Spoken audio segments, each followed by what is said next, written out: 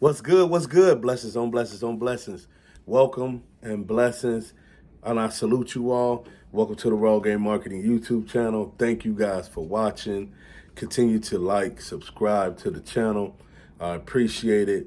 Then I need you guys to join my free school group, skool.com, SKOOL, and then look for Raw Game, RAWGAME, where I'm going to continue to give you game all the time. And we're also going to collab and share with one another data points. We're going to stay in the loop with banking information. We're going to share our wins. We're going to share our losses. It's just a community we can come together and motivate one another to do better and to learn and to get more information to make our credit journey successful and easy. So do that, you guys, and I really appreciate that. And like, subscribe, leave comments in the comments as well. Anything you like for me to do a video on. But today I'm going to talk about a bank that's just as good as a credit union that a lot of people maybe sleep on. Some of you already may know about this bank, but this bank is Bank of America. Bank of America is a really good bank. And I remember I was getting an auto loan and I already had a pre-approval from a credit union, which was Navy Federal. And when I went to the dealership, they were begging, oh, give us a chance, give us a chance. We can beat it. So I said you could run my credit one time. I let them run it one time. And Bank of America actually ended up matching that offer. And then the dealership, they wanted to run it one more time because they said they can beat both offers from Bank of America and Navy Federal. And I didn't do that. I just ended up going with Bank of America for that loan. Bank of America, they have great products. They have great credit cards. But check this out. As with all banks, I tell you, mainly credit unions, but primarily no, all banks, I'm going to say, that you have to, everything is about relationship banking right now. Even though you can apply for products online, you want to typically go in and talk to a relationship banker because they can push your applications through sometimes. Whereas if you fill out online, you're stagnant, you really can't do nothing. And everything nowadays is based off a relationship. You could get more money based off talking to a relationship banker, and it's just better for you. And you can learn about products that you may not know of.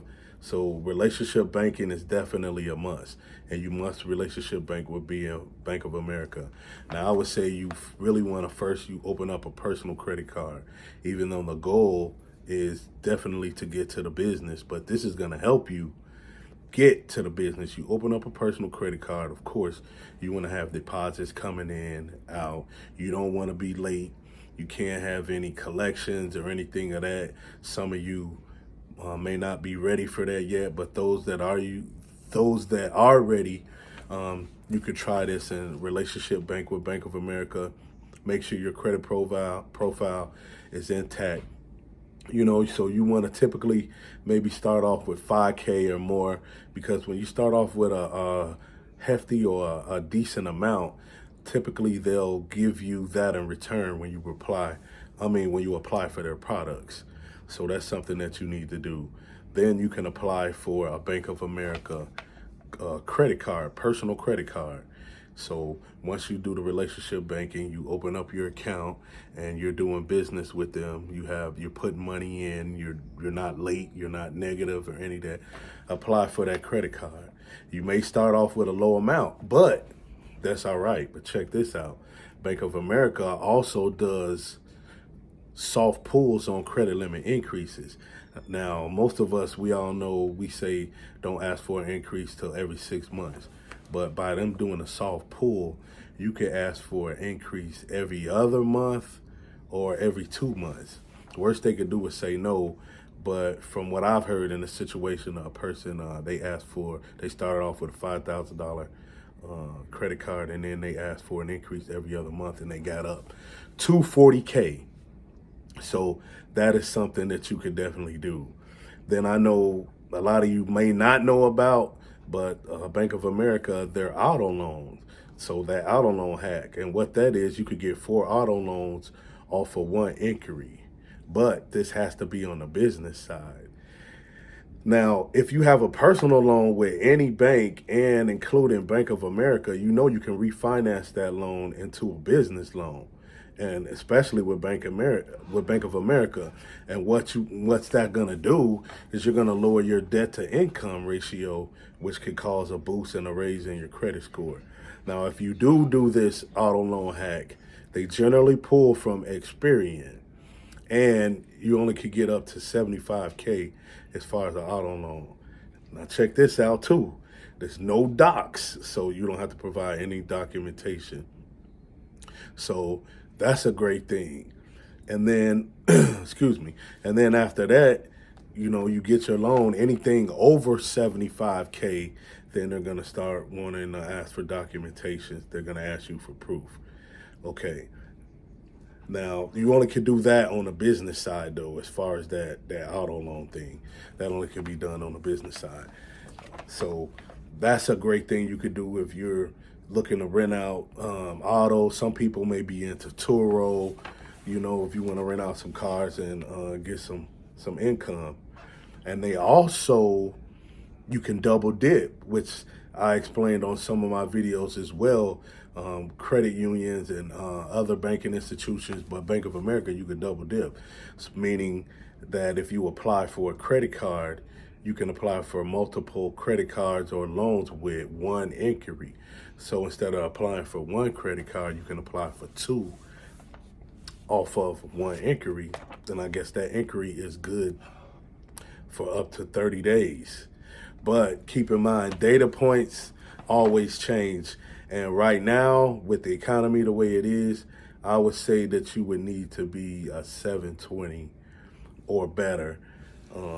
But at the end of the day, always do your own research, ask questions, look up stuff. Then that way you'll be sure. And this last thing I just want to share with you guys.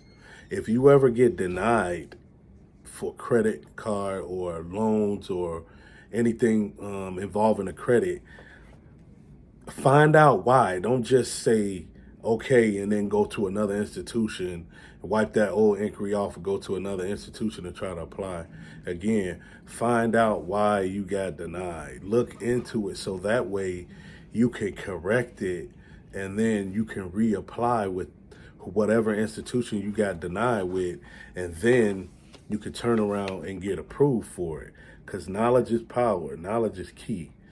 So do your due diligence and your research on why you got denied and fix it, because even though you go to another institution, that doesn't mean they're going to approve you there. It may be a reason they deny you as well.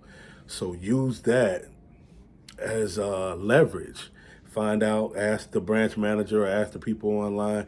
But sometimes they don't even know what they're talking about, and you have to go with it. But they typically tell you, sometimes they'll send something in the mail and tell you why you're denied. But that's why I say relationship banking is important. If you go in and speak with a banker, they can come back, they can come back and tell you specifically why you're denied, and you can fix that, and it'll help you be prepared when you reapply or apply somewhere else. So I'll see you guys on the next video.